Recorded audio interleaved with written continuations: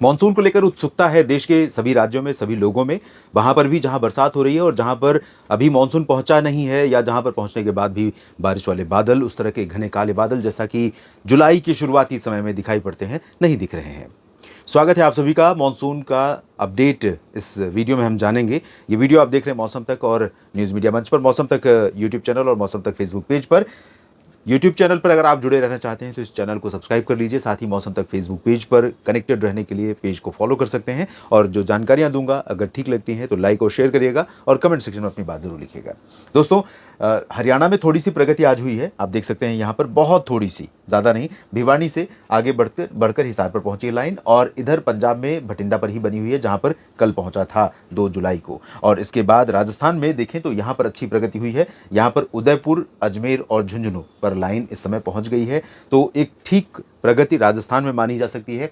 लेकिन अभी पश्चिमी क्षेत्रों में लंबा इंतजार है जहां पर बारिश में कमी रहेगी और मानसून में सुस्ती रहेगी। गुजरात में थोड़ी प्रगति हुई है और गुजरात में इस समय जामनगर से गुजर रही लाइन और कच्छ में, सौराष्ट्र में, पूर्वी रीजन में 3 क्षेत्रों में इसको डिवाइड किया गया है सब मेट्रोलॉजिकली। लेकिन कच्छ और सौराष्ट्र को एक साथ मानते हैं तो यहाँ पर अभी उत्तरी क्षेत्रों में, कच्छ और सौराष्ट्र के उत्तरी क्षेत्रों में बारिश बहुत कम हो रही थी। अब एक्टिव हुआ है यहाँ पर मानसून और काफ़ी बादल बनने लगे हैं। मेहसाना, पाटन, साबरकांठा, बनासकांठा समेत जो उत्तर पूर्वी गुजरात का रीजन है, यहाँ पर काफ़ी बादल न सिर्फ बन रहे हैं बल्कि बरस भी रहे हैं। और गुजरात के दक्षिणी क्षेत्रों में बहुत भारी बारिश हो रही है। कहाँ पर हो रही है आइए जानते हैं बारिश के आंकड़े। और एक बात मैं कहना चाहूँगा कि बारिश का जो डेटा है मेट डिपार्टमेंट पर, वो पता नहीं क्यों डेली अपडेट नहीं हो रहा है। आज 3 जुलाई है और ये सुबह 8:30 बजे तक डेटा होता है।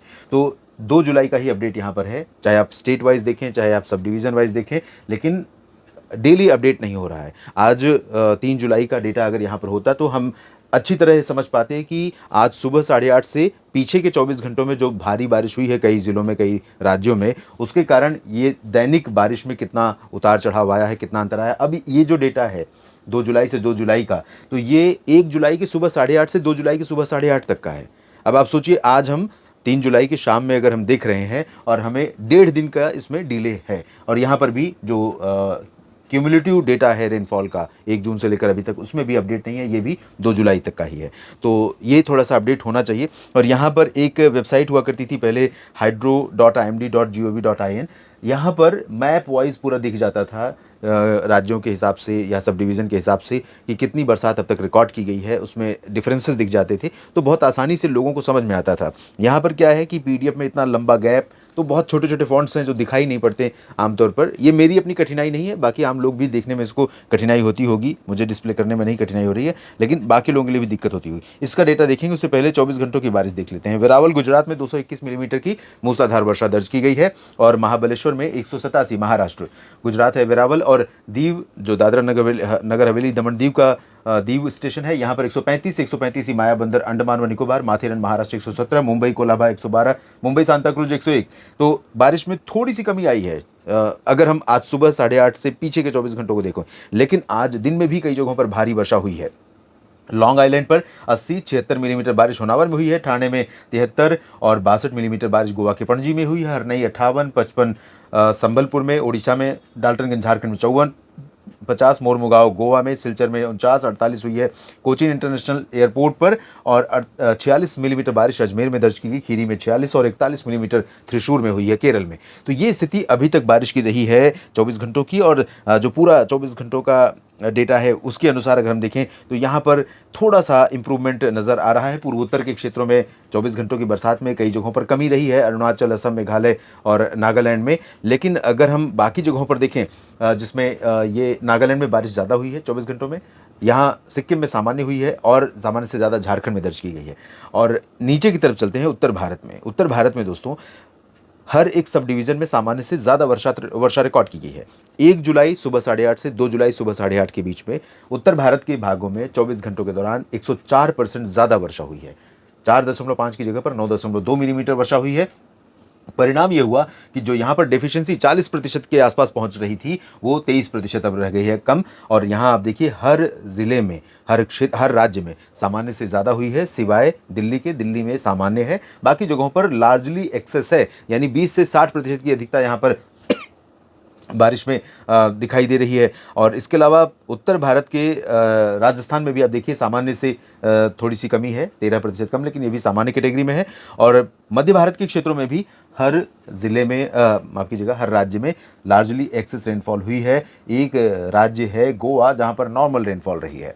और पूरे सेंट्रल इंडिया का जो डेटा है वो 91% सरप्लस है। 9.2 की जगह पर 17.6 मिलीमीटर वर्षा हुई है। यहाँ पर भी 38% घट के आया है आंकड़ा। 22% की कमी दक्षिण भारत में है, लेकिन दक्षिण भारत में पिछले 24 घंटों में बहुत ज़्यादा बरसात नहीं हुई है। अंडमान व निकोबार द्वीप समूह ज़रूर सरप्लस रहे, और इसके अलावा सामान्य बरसात हुई है पुदुचेरी में, और पुदुचेरी के अलावा कर्नाटक में, और लार्जली एक्सेस रेनफॉल लक्षद्वीप में रिकॉर्ड की गई थी 1 और 2 जुलाई के बीच में।